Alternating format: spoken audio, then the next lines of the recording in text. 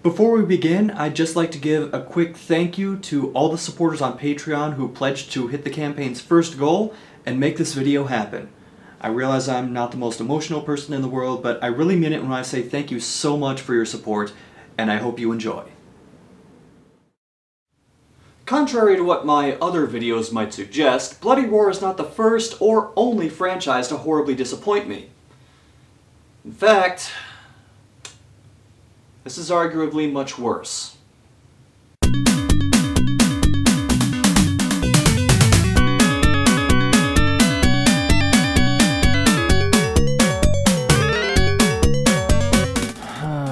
Interplay. For the longest time, you've been a chaotic whirlwind of good ideas with horrible planning behind them. Even now, they're in the middle of a lawsuit for not paying royalties to the original developers of the Descent franchise. For 8 years. Still, their name is synonymous with several game franchises including Fallout, Baldur's Gate, Clay Fighter, Bard's Tale, and over half a dozen Star Trek games. They also made a game called Stonekeep, a dungeon crawler from the mid-90s, and my introduction to dungeon crawlers. I think my family just got it because this was around the time when PC games had huge, oddly shaped boxes to stand out on store shelves and double as decoration pieces. And Stonekeep's holographic tombstone-shaped box was no exception. It even came with a hardback novella called Thera Awakening, which acts as a prequel of sorts to the game. Oh, right, the game. It starts when our hero Drake is a child living at the castle Stonekeep. The insane god of the dark / shadow king known as Colcoom wipes out everyone and everything in the castle before submerging it underground. And to drive home how evil he is, even the dog isn't safe. No! Whoa! By the way, that guy you saw rescuing Drake, we never find out who that is. And this intro sequence as a whole, it cost around $500,000 to make. The game's original budget was $50,000. Remind me again why this company was in financial trouble so often? Drake returns to the castle 10 years later and is greeted by Thera, goddess of the earth. Because Drake's body wouldn't hold up against the magic at work down there, she takes his spirit from his body down into the ruins of Stonekeep so he can recover the orbs containing the other imprisoned gods and goddesses and reclaim the land taken by Colcoom. Unlike games such as Dungeon Master or AD&D Eye of the Beholder, Stonekeep gets rid of the massive interface associated with these kinds of games, aside from a small indicator in the upper right for health and a compass which the player can turn off. Battles take place in real time, so being prepared and thinking fast are crucial. It was a bit of a departure from what dungeon crawlers traditionally were, which brought on some problems. The inventory system is admittedly garbage. Everything, armor, weapons, healing items, keys, random functionless crap, goes into this scroll, which you have to scroll through one item at a time to reach anything, and is a pain in the ass to organize as the game goes on. Movement is all grid-based instead of freeform, like you'd see in games like Elder Scrolls Arena, which came out 1 year earlier. This makes navigating twisting hallways a bit cumbersome, and it especially makes looking for hidden switches or secret compartments on the walls a chore to do. Step, turn, mouse over, turn, repeat. This, ladies and gentlemen, is the Stonekeep Shuffle.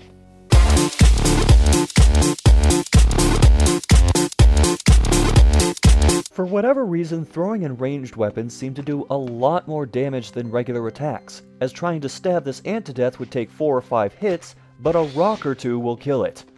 Even throwing arrows, not shooting arrows, throwing them, does a shit ton of damage. And while battles happen in real time, going into the inventory screen freezes everything.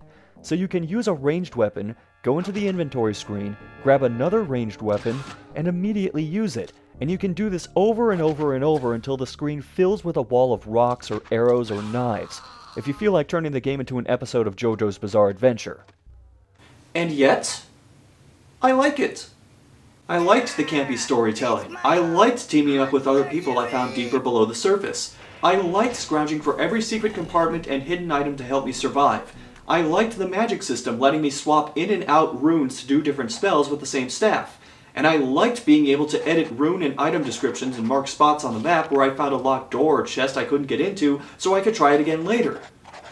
There were tons of little things the game did that added up and led to me liking Stonekeep, in spite of its more outwardly noticeable flaws.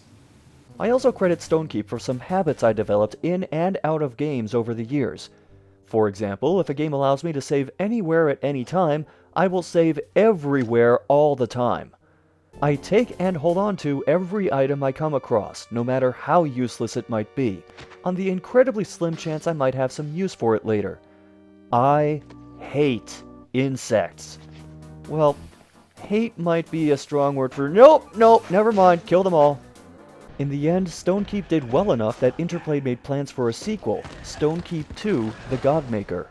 But after Interplay nearly went bankrupt, they continued bleeding money despite outside investment of over $30 million and 5 years of development. The game was cancelled so that Icewind Dale 2 and Baldur's Gate 3 could be completed. Only for Baldur's Gate 3 to also get cancelled with no announcement from Interplay as they laid off the entire Black Isle studio staff. You see what I mean about the clown show that was/is Interplay? Nothing came of the franchise until an out-of-nowhere announcement by Interplay that a new Stonekeep title would show up in the third quarter of 2010. A new WiiWare Stonekeep title. Red flag number 1. The announcement cited a co-developer, Alpine Studios, a Utah development studio run by a Mormon bishop,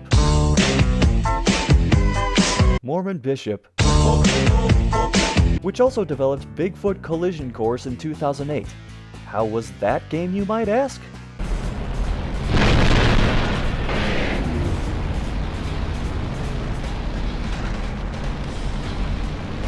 Red flag number 2. It was licensed by BNP Games, aka Bare Naked Productions. Their most high-profile projects include porting Tony Hawk's Pro Skater 4 to the Zodiac, a handheld device you've probably never heard of, and developing Dance Sensation for the Wii. Also, their website looks like this.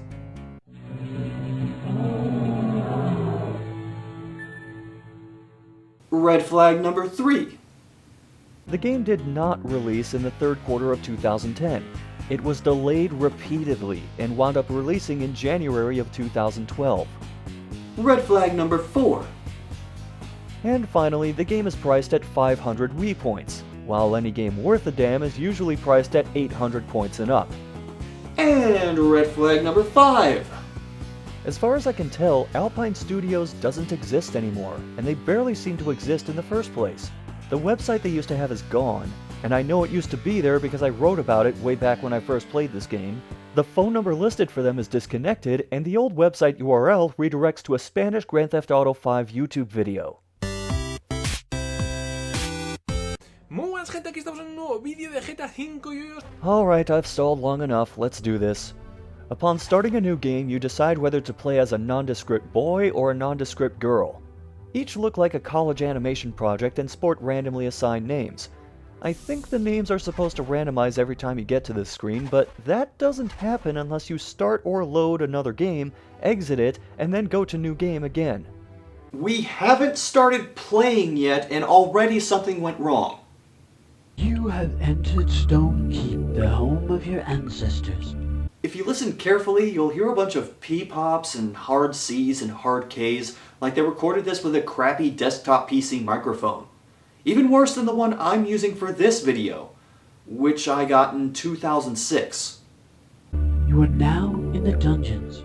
What dungeons exactly? There weren't technically any dungeons in Stonekeep. There were areas you could call dungeons below Stonekeep, but not in Stonekeep itself. An evil force has entered the keep and driven out most of the former residents. Evil force? Is it Colcoom again? Why are they being so vague about this? You know, let's see if the instruction book says anything about... Colcrum? Colcrum? What is that, the dollar store bootleg version of Colcoom? Only a true descendant of the clans can solve the mystery of Stonekeep and give the restless souls of the dead peace at last. 1. What are you talking about with clans? 2. What do you mean souls of the dead? I thought most people were just driven out by cranky old landlord Colcrum. To survive your journey, You must pick an ally to guide your path. In the first Stonekeep, I could have up to 3 different people following Drake around. Why am I just limited to 1 here? And why is the intro such nondescript garbage that I can sum it up as evil attacked, get a moving buddy, and go after it, and not leave out any significant plot points? Who wrote this generic Wait, Marco Green? The same Marco Green who worked on the first 2 Fallout games? He had to have phoned this in. There's no way conscious effort went into this story. The game starts and, oh no. Why is this here? Why is this eyesore growing out of the bottom of the screen like a big stone tumor? This overlay takes up a little over 20% of the screen, and most of it is dedicated to a giant compass, which I don't want or need because this game has maps which show what direction you're facing and what rooms I've already explored. Well, some of the maps do that. I'm not sure why some don't. And there are several instances where the map flat out doesn't show some things like staircases or... That's not the point! Remember what the overlay looked like in the first game? This! It was small, unobtrusive, and it could be turned off if you didn't want it on screen. This gray monstrosity is stuck there whether you want it or not. No. I don't want that. There are 3 doors in front of you, each representing the Sharga, the Elf, and the Dwarf as potential allies. And for the record, this is also a downgrade because in the first game you could have 3 different dwarves, an elf, a Sharga, a goblin, and a fairy in your party at various points throughout the game. One who was ranked in fairiness and tea party no less. Also, characters in the first game had a storyline reason for joining your party, not just because they were contractually obligated to do so. I was exploring these ruins against the wishes of my elders, looking for my brother, Damber, and his party. Lost a season ago. While I'm near the subject, the live-action actors in the first game were mostly one-off no-namers or writers pulling double duty, but the voice cast was pretty solid, including such voice talents as Kath Soucie, Elizabeth Daly, Jeff Bennett, Michael McConaughey, Rob Paulson, and Richard Epcar. And since I just threw a bunch of names at you you might not recognize, here are some other characters they portrayed. Linka, Buttercup, Johnny Bravo, Barry Burton, the most recent one, several Animaniacs characters, and Bato. In Stonekeep Bones of the Ancestors, the voice work, aside from the guy who voices the intro and also does the ending, consists of one grunting noise that almost every enemy makes over the same death animation.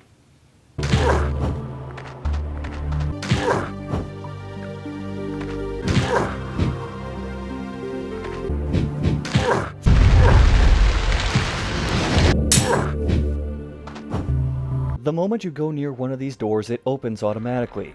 At that point, you've made your choice and you can't reconsider. And when the door does open, whoever's on the other side does the same animation where they make an O with their arms, realize how silly they look, and immediately drop them. Let's try the shark... What the hell is this thing supposed to be? The Sharga and Stonekeep look like this. Little devious-looking gremlin-like bastards. This thing looks like a green half-asleep Christmas elf with an underbite. And look! His upper arm isn't even attached to the rest of his arm! Hold the Wii remote properly. Okay, fine. A button should be facing upward when pointed. Yes, okay, let's go. A button should be. I know what a Wii remote looks like! Come on! What is this condescending bullshit? If you face the open book away from you, the words on the cover will face you, but the words on the page will not. If you face the open book toward you, the words on the page will appear, but the words on the cover will not. If you face the open book toward the ground... Anyway, you're supposed to hit the ally 5 times in a row without getting hit before you can proceed to the actual game. And that's a task easier said than done because of how attacking is supposed to work. For this example, we're going to use the dirk to attack. And before you ask, being left-handed or right-handed, the controls are still bad. Now, to attack with the dirk, you have to hold the A button, swing from one side to the other, and then let go of the A button. And you know what? That's one of the easiest ways to attack in the game. Which isn't saying much. Even after hours of play, I still don't have a solid understanding for when exactly you're supposed to let go of A for attacks to register. Letting go too early or too late causes nothing to happen, I think, because even on this tutorial fight, several attacks wouldn't register. I think the developers knew this was a problem and either couldn't or wouldn't fix it, because several enemies have massive delays between their attacks. That's not fixing the problem, guys. That's trying to solve a problem by creating another problem. This is a far cry from the much faster-paced combat of the original. Well, when you weren't stopping time more often than Dio Brando.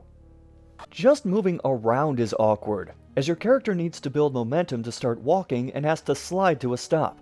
Turning is incredibly slow, but there is a quick turn function by flicking the nunchuck. And by quick turn, I mean you turn in a single frame. It's not a quick turn so much as a 180-degree teleport. But what makes moving really awkward is that if you try attacking and move even the slightest bit, it cancels your attack and more than likely gets you hit. You're little more than a turret in this game, while in the original Stonekeep you could do melee attacks while moving. It shouldn't be asking for too much to ask that one thing be better in this game than it was in the original Stonekeep game, which came out 17 years ago. Even the load times are worse. Onto the enemies, the first level consists entirely of skeletons which strut slowly in your direction while sometimes jerking back and forth. In fact, most characters in the game have this walking animation, including your allies.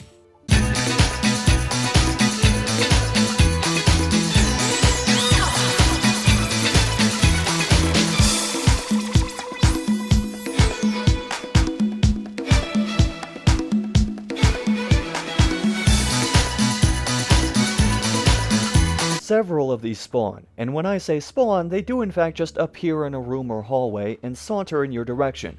But if more than one enemy is in the room, one will attack you, and the rest will usually just mill around, probably wondering what they're doing with their afterlives.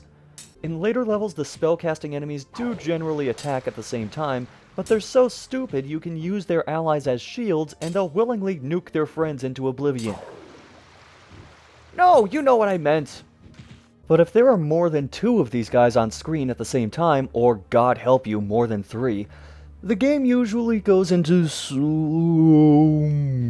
motion, even when you're not in the same room as them, because the game simply can't handle having a few enemies on screen at once.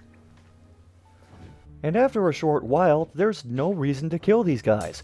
Sure, some of them do drop items like skulls, which can be used as throwing weapons, but how much do you want to bet this won't work? Let's see, it thinks I'm throwing rocks. Let's try it the other way. No, now it thinks I'm throwing spears. Rocks again. Rocks. Still throwing rocks. More discs? More rocks. Believe it or not, there are playtesters listed in the credits. People who tried doing all of this and said, yeah, that's fine. Although nearly half of them seem to be family members of the guy who did the music and sound effects, the art, the game design, and was the development lead. Unlike the original Stonekeep, there's no leveling system at play. You can't improve your overall ability or accuracy with different weapon types, or up your health or mana pool by defeating more enemies, and there's no armor to find to buff your defense. The closest thing to leveling up is finding different melee weapons or shields. I almost never use the shield because, like attacking, the shield can't be used while you're moving.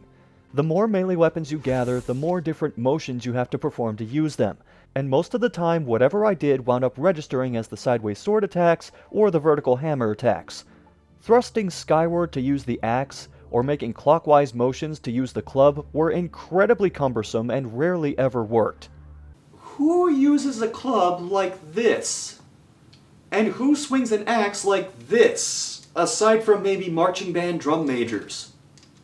Defeated enemies do sometimes drop items like health or mana potions, which you have no control over when they're used, and they just sit in the HUD until you take what they deem to be enough damage or use up enough mana. But these are so plentiful I was usually maxed out on both. which leads to yet another problem. Remember the bits about the Wii Remote from the beginning of the game which act like this is the first time you've ever seen a Wii Remote? Well, when you walk over a health or mana potion, or as the game's manual calls them, the red and blue potions, and you already have the maximum amount of them, you get a pop-up stating you can't carry any more. And if you walk too close to a locked door, it tells you it's locked and what color key to get, even though the door itself is usually already color-coded. There's also food you can collect for health, and the game will regularly remind you that collecting food increases your health. And each of these things happen all the time. Not only does Bones of the Ancestors act like this is the first video game you've ever played, it acts like this is the first video game you've ever played every single solitary second you spend playing it. I didn't even make it to the second level before I started saying out loud to my TV, "Stop it!" And these levels only have the bare minimum of thought put into them. The original Stonekeep had secret compartments in the walls to find items and switches, as well as illusory walls to walk through and false walls moved by hidden switches. Bones of the Ancestors has a couple side rooms here and there, which aren't hidden, and usually don't have anything special in them. There are also spells to find throughout the game, with the first being a healing Oh, what fresh hell is this? Hold down and make a rainbow motion. Why couldn't you just do this with runes like the first Stonekeep? And you have to do this, because the game grinds to a halt until you can get the spell to work 3 times. In the spellbook it's not so bad, as the game will only try to recognize this one spell's input. In real time, it will regularly mix up whatever spell you want to cast for either different spells or spells you don't even have yet. This spell worked even less for me than the next spell. In fact, anytime the game told me to do a clockwise or counterclockwise motion, I found rotating the opposite direction made the spell work more often. And the more spells you find, the more likely you are for the game to screw up and cast the wrong spell, as many of them have similar motions. Spells with rainbow-style motions get mixed up with straight side-to-side or straight up-and-down inputs. Spells with clockwise rotations get mistaken for counterclockwise or sometimes even rainbow-style inputs. Maybe this is why there are mana potions absolutely everywhere. Again, solving a problem with another problem. Imagine you took a break from the game at this point for anywhere from a couple of days to a month. Would you be able to jump back into it and remember how to do these 2 spells? Better question. If you were still playing the game on a regular basis and collecting all the magic in the game, would you remember to, or care to remember, all 38 spells in this game, of which there are about 9 different motions assigned to each of the buttons on the D-pad? Or would you just throw down the Wii Remote and say, "My brain hurts!" You won't even use most of these spells, not just because it's hard to keep them all straight, but because the bulk of them are relatively useless.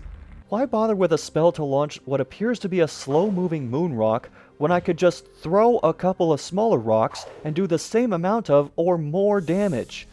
Why bother learning how to shield myself from certain spells when I can just sidestep or walk away to avoid most of them?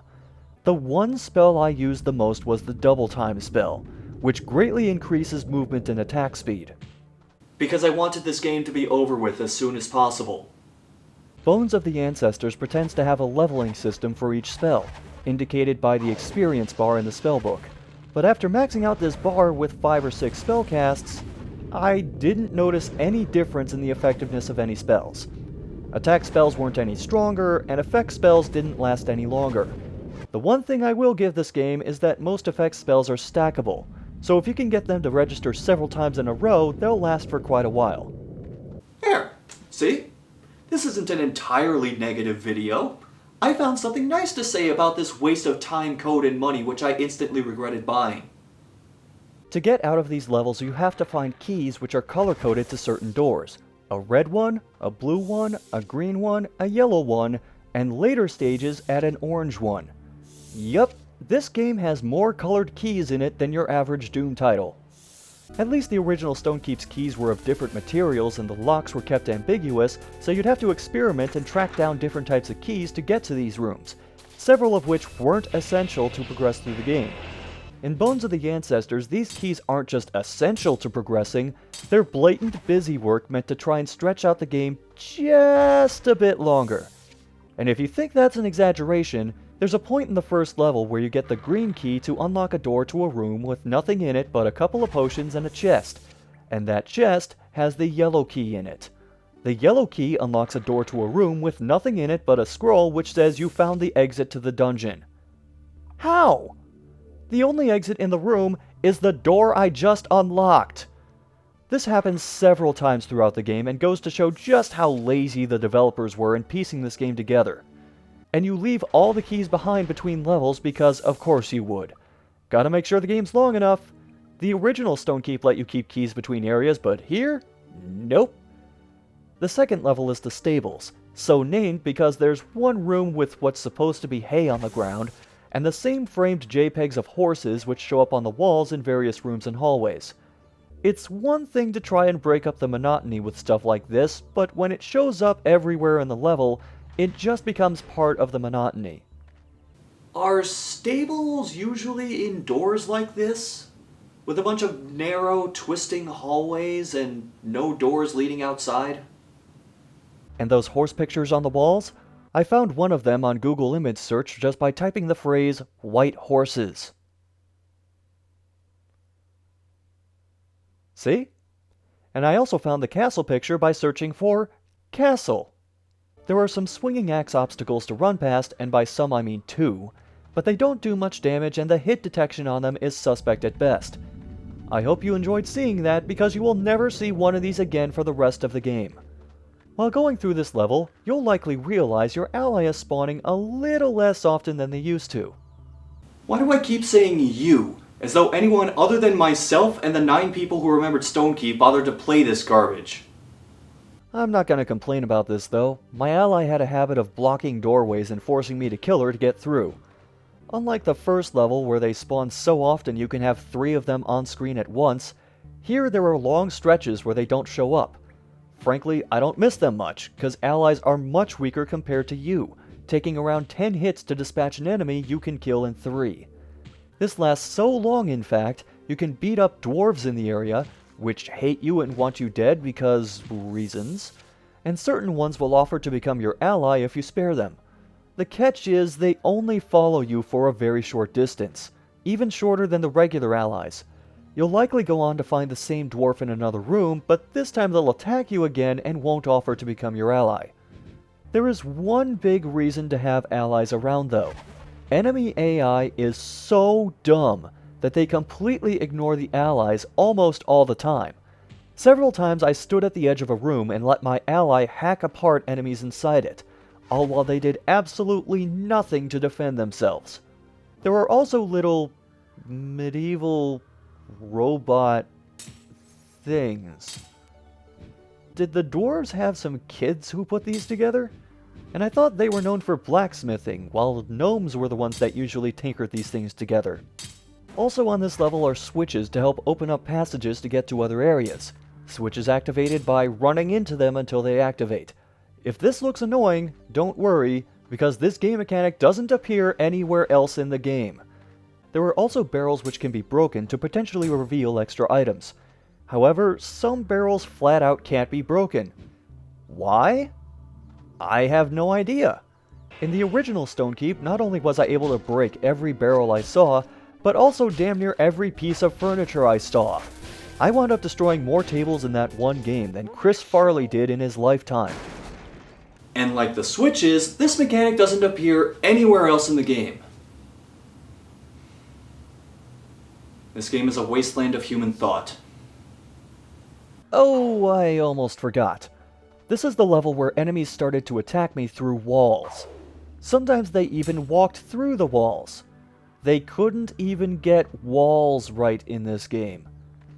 I should also note that if you see my character looking up or down sporadically, it's because looking up and down is tied to the nunchuck. Tilting it up or down causes that. It doesn't allow you to look up or down very far, so I almost never did this intentionally. Moving on to the halls of wind that— right. The spawn point for each level is surrounded by health potions, so this happens pretty much every time. Enemies vary a bit more, introducing gargoyles with laughably bad flying animations, pixies, a couple mini-boss ogres, whose names are Ogre and Ogre, which seem to like casting magic spells more than physical combat, and they turn greener as their health goes down, and some of the ugliest bats I can remember seeing in a video game. They look like someone slapped fur and wings on the annoying orange. Here you get another laundry list of spells, such as a lightning attack, which can cause the game's frame rate to go from 30 to 0 in spots, and the hover spell. When I say hover, you might think of the hover boots from Ocarina of Time, or how the F-Zero cars continually hover a couple feet off the ground. In this game, the hover spell causes you to slowly fly straight up for a short time. If the timer runs out or you move, the spell ends and you plummet back to the ground. This is likely when you'll discover there's fall damage in this game. Instantly lethal fall damage if you drop more than 6 feet. See, if you take too much damage at once, health potions won't heal you. Instead, 10 collected skulls revive you. What's the point of that? The skulls just act as a glorified extra health potion. And if that's their function, why would I ever use them as a throwing weapon? Also, it takes 10 skulls for this to happen, but the manual says you need 15. Did anyone working on this game give a single shit? There are too many things pissing me off at once and I keep getting sidetracked. Now where was I? Back to hovering. Not only did this lead me to discover no one working on this game bothered to program collision detection for the ceilings, but hovering exists on this particular stage for one reason. Platforming. Why? Oh, why would you ever put platforming in a dungeon crawler? I was afraid this would happen when I found out there was a jump button, but this is worse than I imagined. Because your character's movement is so sluggish, it's hard to gauge where you are in the air. That big gray waste of space at the bottom of the screen doesn't help either. And if you try to drop off the final platform while double time is active, you die. This doesn't happen if you're moving at normal speed. And to make matters worse, among several other spells, the game has trouble differentiating between casting hover and casting double time. So not only can you waste time and mana on the platforming sections not getting hover to work, you'll also waste time and mana and sometimes health trying to cast double time in battle and getting wailed on by enemies. This wasn't a one-off thing either. There were multiple platforming sections in this stage which I had to cross through multiple times. And these platforming sections only appear in this stage. I don't know whether to be mad that it's another game mechanic they're just throwing away for the rest of the game and essentially making the hover spell useless, or glad that I didn't have to do this anymore. If you're wondering where the hell the story went, this scroll about running over updrafts is the closest thing we'll get for a while.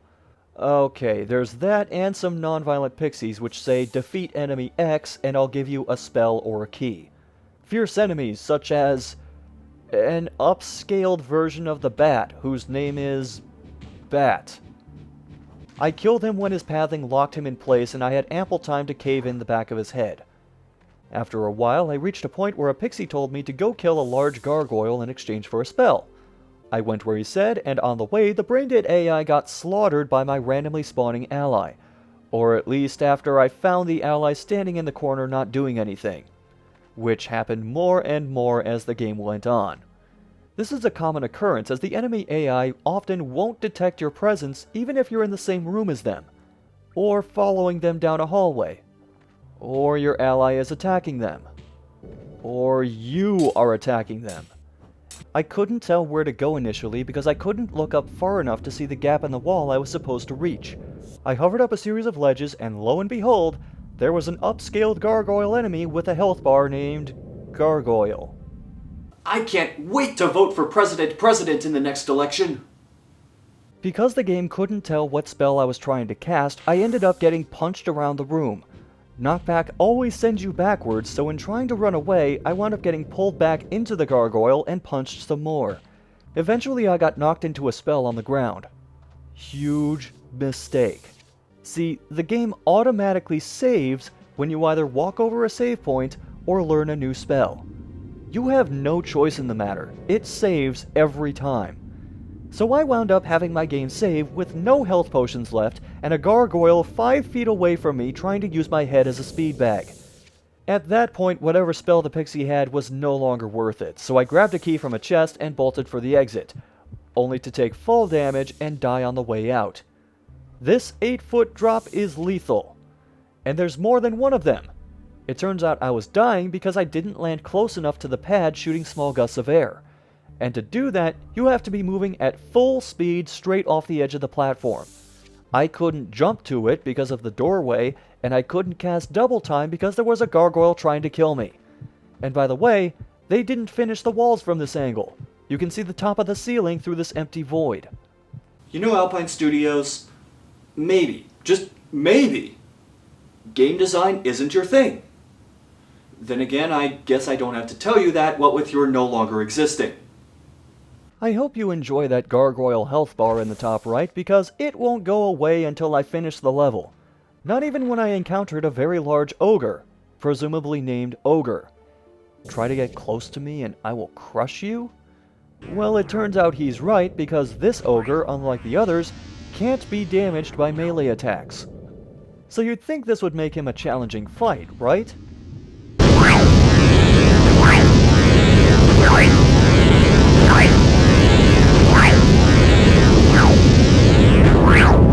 I apologize for not just muting the entire clip. I have no idea what this enemy is supposed to be, but I can kill it through the wall and... Oh, it's a skeleton. The boss before the exit says to defeat him before you can leave. This dialogue is so dull, it's as if the game designer is talking to me instead of a pixie king. And he's right, because even though you'll have the right key to the exit, it won't let you leave until he's dead. However, this pixie, unlike the others, is very slow. And he'll willingly stand right in front of you and let you wail on him until he dies. There are gargoyles on the sides of the room which come to life if you get too close, but the room is so huge this was never an issue. I barely even moved during the fight. On to the halls of water. I'm sorry, but I have to bring this up first. The original Stonekeep had a series of gods and goddesses based on the planets, and their associated orbs had various effects attached to them, such as Afri's orb, which could show nearby enemy locations and any hidden rooms or passages. Here you just go to Earth, Wind, Fire, and Water palaces and collect Earth, Wind, Water, and Fire magic before fighting a shadowy villain. This game is like a less interesting Quest 64. Yeah, I know what I just said. I would much rather play Quest 64 than this. Here several rooms have small, waist-high pools of instant death water, and more enemies get introduced, such as blobs, which absolutely positively do not look like the Flans from the Final Fantasy series, male elves, and that happened? Wait, was that supposed to look like the skeleton from Stonekeep, the one from the cover art? Fuck this game! The male elves you can recruit turn out to be the best allies, because most of them know water magic that can incapacitate or kill enemies in a single hit. But as usual, they don't follow you very far. And now we're drawing smiles with the Wii remote for a freeze spell. I can't wait to use this spell by accident when I wanted to use something else. You also find boomerangs, which, believe it or not, can kill you in one hit. The only other throwing weapon I saw do this was the spear. Yes, boomerangs are as deadly as spears. There's also a stone hammer, which... no. This and the club have way too awkward of motions for what are supposed to be melee attacks. Just for reference, this is what it's like to switch from using the club to the stone hammer. When the pimp's in the crib, ma, drop it like it's hot, drop it like it's hot, drop it like it's hot. And this is what it's like to use every weapon and spell in the game at the same time.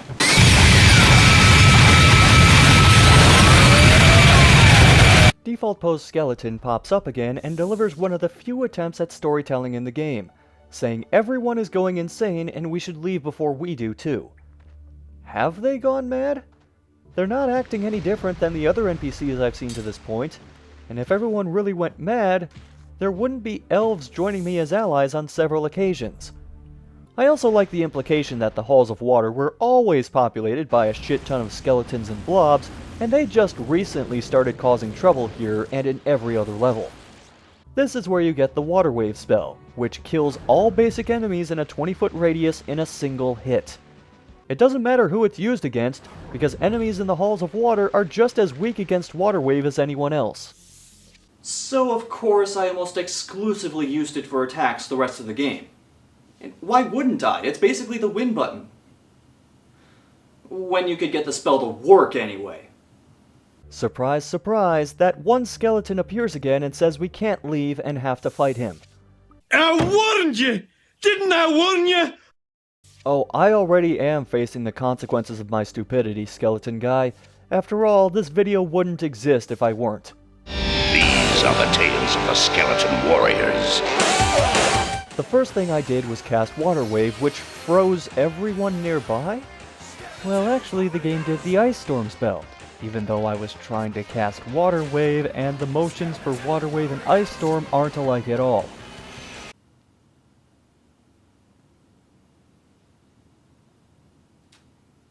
This is another boss where you can't leave even though you'll have the right key for the exit, and physical attacks flat out don't register. But on top of that, ranged attacks don't work either, and neither do several spell attacks. Even the ones that should automatically target an enemy don't work. Except when they do. I don't know, I only got this to work once. If I'm giving you the impression this fight is challenging, it's not. Retreating to the next room confuses the skeleton warrior and he'll just spin in place not sure where to go. Also, his only attack is swinging his sword. This is, in fact, the regular, generic skeleton I've killed dozens of, but upscaled and wearing a hat. But she's got a new hat.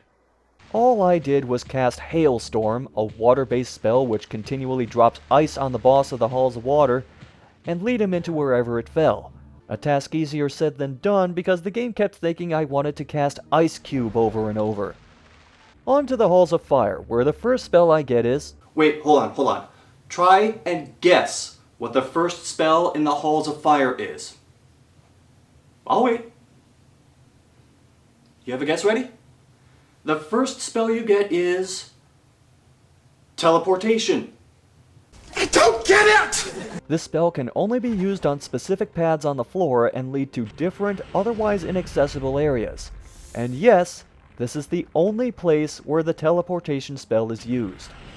I just realized the name Bones of the Ancestors is a double entendre for digging up the Stonekeep franchise to produce this crappy game. That had nothing to do with the teleportation spell, I'm just thinking out loud. And of course, since it's a fire stage, they put some fireplaces in the level. And the pillars all have a stock photo of a cemetery angel statue on them. No, really, it's a stock photo I found by typing Guardian Angel statue into Google image search. Are you really surprised at this point? There are gargoyles, there are skeletons, there are... I can't tell what these tribal Gumby alien bastards are supposed to be, or why they're in the Halls of Fire, but the friendly ones drop story hints that there's a dragon enslaving and killing them and they need help. Do or do not. There is no try. Whatever, I can mow down damn near everything with the Water Wave. And I did. A little later Etten? Oh no, what the hell is this Clay Fighter reject supposed to be? Etten in the original Stonekeep was no one to fuck around with. Granted, he was a comedy character. Hey, Stump! It's time to hurt somebody! Yeah, I'm looking forward to it, Stump! But he was a comedy character who could kill you in one hit. Here, Etten is the same damn thing as the ogre, except he regenerates health. That seems like it would make him challenging, but I killed him by just throwing rocks at him until he died. The enemies in Duty Calls were more threatening than this. I am a paratrooper because that is a real-life war scenario. You cannot shoot me because this is a cutscene to make the game feel more dramatic, like a movie. Soon I'll be landing. I have landed on the ground. Bloody scream! So real! This leads to getting the torch spell, which lights up dark areas. In certain spots, for no apparent reason, it gets really dark, and you have to use this spell to see normally for a limited time. Am I the only one who thinks the fire stage shouldn't have lighting problems all over the place? This is just more blatant busy work on top of busy work. Many times these dark areas don't even cover a whole room, and enemies usually don't attack until they're fairly close anyway, so you'll be able to see them, so why even bother casting this spell? Then a Sharga appears, talks about fulfilling our destiny, and leaves. I'm going to assume Marco Green didn't have a lot of time to write this and just did what he could. Or he didn't get paid very much and he just did the absolute bare minimum. But you know, Bob, that'll only make someone work just hard enough not to get fired. Hey, the dwarf toys are back. I have no idea why, but they're here. And the dwarfs aren't. Now that I think about it, how come there are next to no enemies thematic to these levels? Call it predictable if you want, but why not have at least some wind-themed enemies in the wind stage? Or water-themed enemies in the water stage? And no, I'm not counting the blob as water-themed. Later, there's a molten tunnel you have to go through by using the Ice Path spell you had to get in the Halls of Water. And to make sure this part is idiot-proof, they tell you to do just that the moment you get close to it. This is also one of 2 places in the whole game you use the Ice Path spell. Some clues in the first Stonekeep were pretty blunt, but they didn't sound like they were written as part of a GameFAQs walkthrough. The only challenging enemy in this level is Rocky, solely because it can spam one-hit kill fireballs faster than you can cast spells, and ranged attacks bounce off of him. So if you don't know he's coming, you're pretty screwed. What the game wants you to do is find the fire defense spell to resist the fireballs he throws. What I did was smack him with a hammer until he died. Oh, god damn it, Eden, you died already!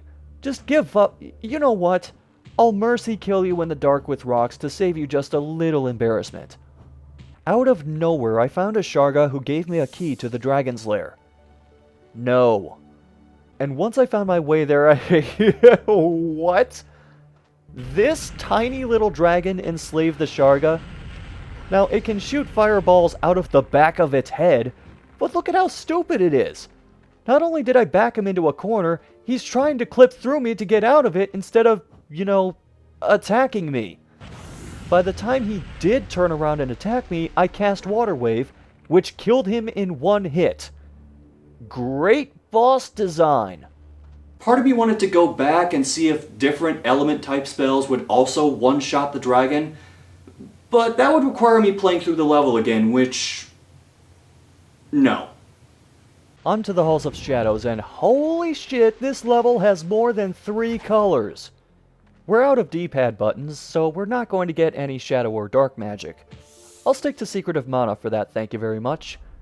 Here random areas get dark, so you'll need the torch spell, but I would expect that from a place called the Halls of Shadows. And generic spooky ghosts cast earth and water magic at you. It's the last true level of the game, and they just now put in a couple of enemies that fit the level. These guys can get stuck in the walls and still cast magic at you, but they also die in 1 hit from Water Wave, so who cares? Here you'll find a bunch of scrolls laying around talking about some kind of siege and defending a stone and people getting wiped out, and a bunch of other generic storytelling I've heard from every game, movie, book, and or fanfiction. It's not just too little too late because it's the last real level, it's too little effort too late in the game. Wait, immune to what? Some of these don't even make sense, like the one referencing talismans. There aren't any talismans in this game.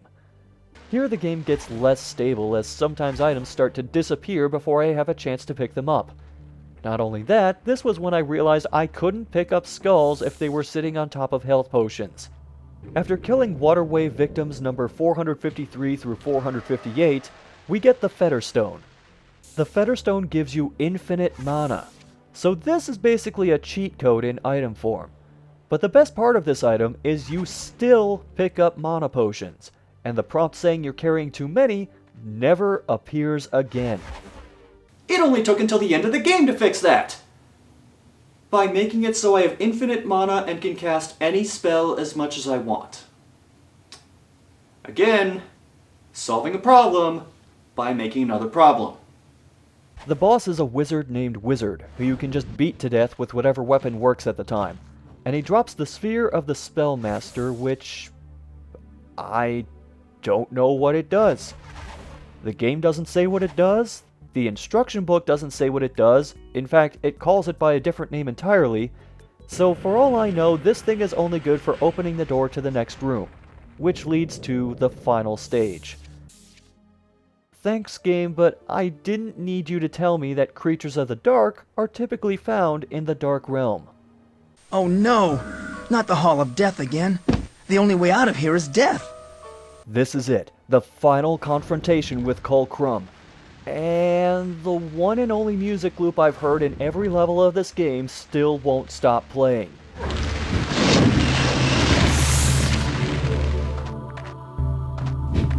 The only other song in the game plays in the main menu.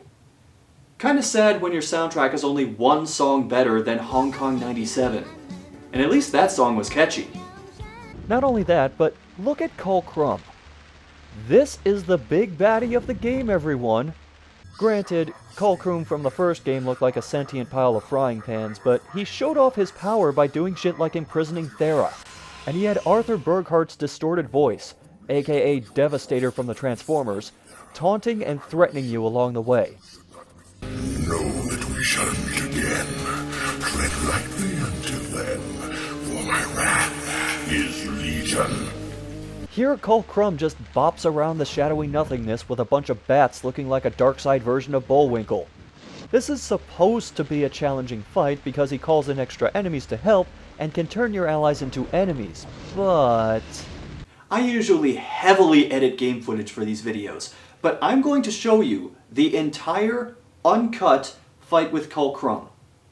Try and guess how long it takes me to kill this boss from start to when he dies. I'll even give you time to look at the video timeline and cheat a little. Got a guess? Here we go.